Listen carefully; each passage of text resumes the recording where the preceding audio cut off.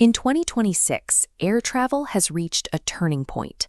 Rules like Southwest's open seating are gone, and TSA updated screening protocols for older passengers. While major accommodations exist to make travel easier for seniors, they aren't standard. Instead, they are locked behind an opt-in barrier. If you don't proactively trigger these rules, you'll face the default experience: endless, unnecessary walking, potential confiscation of medical supplies, and deep physical fatigue.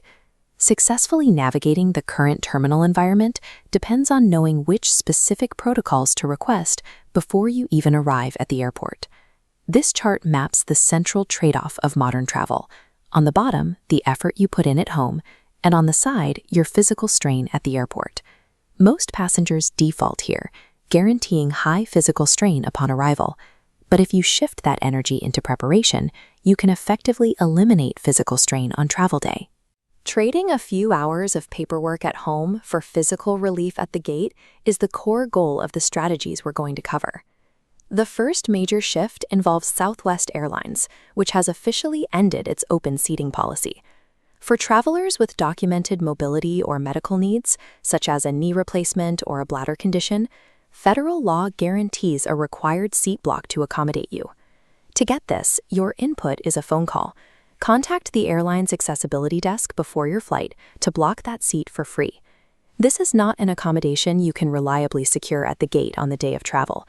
It requires handling the customer service queue in advance.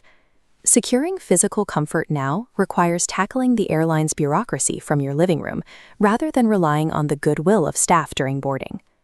Once you reach the security checkpoint, passengers aged 75 and older have access to specific screening exemptions. To use them, you must make eye contact and clearly state your age to the first TSA officer you encounter.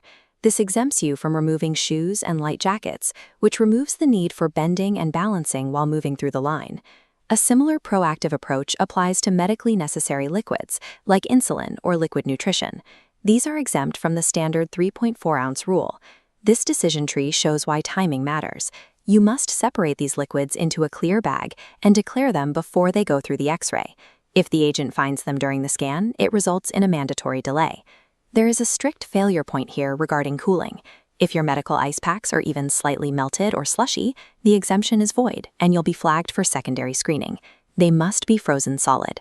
Bypassing security friction is entirely dependent on using these precise verbal declarations and following packing protocols to the letter. Navigating these sprawling terminals can be physically draining, especially when walking distances have drastically increased in newer airport designs. To manage this, you can request a gate pass, also known as a non-passenger escort pass. You obtain this pass at the physical check-in counter on the day of your flight. It allows a family member or caregiver to go through security with you and wait at the gate until you board the plane. The trade-off is time. Your caregiver must bring a valid government ID and submit to the full TSA screening process, just like a ticketed passenger. This protocol works because it shifts the physical burden of luggage and navigation from you to your caregiver, preserving your energy for the flight itself. For international arrivals, the final hurdle is often a 90-minute customs line. You can bypass the standard queue using the official free mobile passport control app.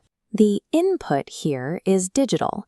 You download the app and enter your passport and travel data before you land. This chart compares the results. While the standard line averages 90 minutes, the mobile passport queue typically takes less than 10. The trade-off is technical friction.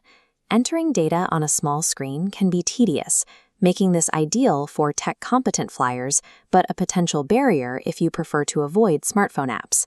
In this case, enduring the digital effort before the trip begins is the price you pay to avoid severe physical exhaustion when the trip ends. The reality of air travel today is that the airport rewards preparation and penalizes passivity. We can map out your best moves based on your specific needs. For mobility-focused travelers, your highest return on effort is the pre-flight phone call for seating and requesting the gate pass at the counter. These steps ensure you aren't relying on luck once you arrive. If you are tech-ready, your priority should be digitizing your international entry via mobile passport.